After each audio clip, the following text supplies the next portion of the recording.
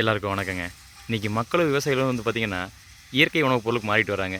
விவசாயிக இயற்கை உணவுப் பொருளை விளைவிக்கிறாங்க. மக்கள் இயற்கை உணவுப் பொருளை வாங்க விரும்புகிறாங்க. வாங்க என்னென்னு பார்க்கலாம்.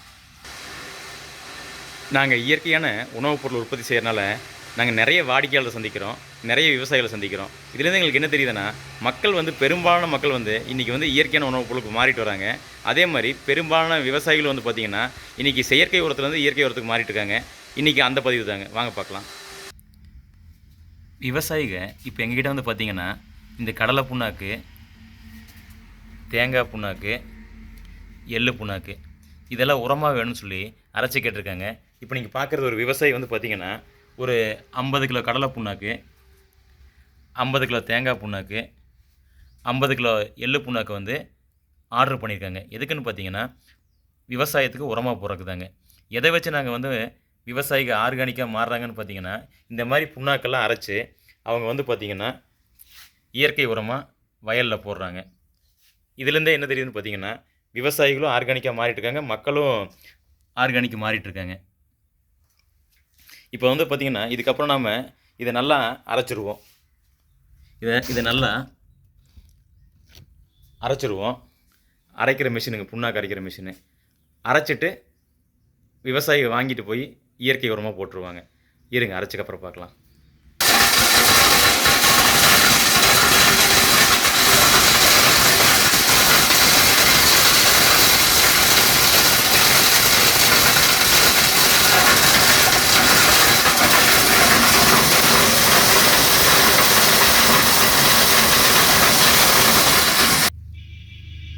புண்ணாக்கு அரைச்சாச்சுங்க. இப்போ நீங்கள் பார்க்குறது கடலை புண்ணாக்கு,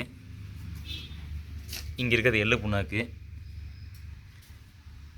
எள்ளு புண்ணாக்கு அரைச்சாச்சு.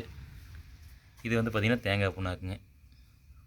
இப்போ நம்ம எல்லா புண்ணாக்கும் 50 கிலோ அரைச்சிட்டோம். இது வந்து இன்னும் விவசாயிகளுக்கு இயற்கை உரமாக உபயோகப்படுத்துவாங்க.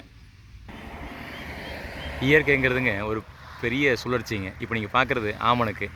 இப்போ இதே மாதிரி தான் ஆமணக்கு, கடலை, எள்ளு, தேங்காய் இதெல்லாம் வந்து பார்த்திங்கன்னா விவசாயத்துலேருந்து இந்த மண்ணில் விளைஞ்சி விவசாயத்துலேருந்து வருதுங்க.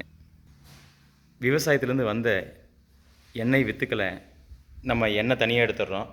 இதை வந்து நம்ம யூஸ் பண்ணிக்கிறோம். இந்த கடலை புண்ணாக்கு, எள்ளு புண்ணாக்கு, தேங்காய் புண்ணாக்கு, ஆமணக்கு புண்ணாக்கு இதெல்லாம் மறுபடியும் வந்து பார்த்திங்கன்னா உரமாக இந்த மண்ணுக்கே போகுதுங்க. இதுதான் இந்த சுழற்சி முறைங்க. இந்த மண்ணும் ஆரோக்கியமாக இருக்கும், நம்மளும் ஆரோக்கியமாக இருப்போம். இயற்கையாக இருந்தோம்னா இந்த மண்ணும் வளமாக இருக்கும், மனுஷங்க நாமளும் வளமாக இருப்போம்.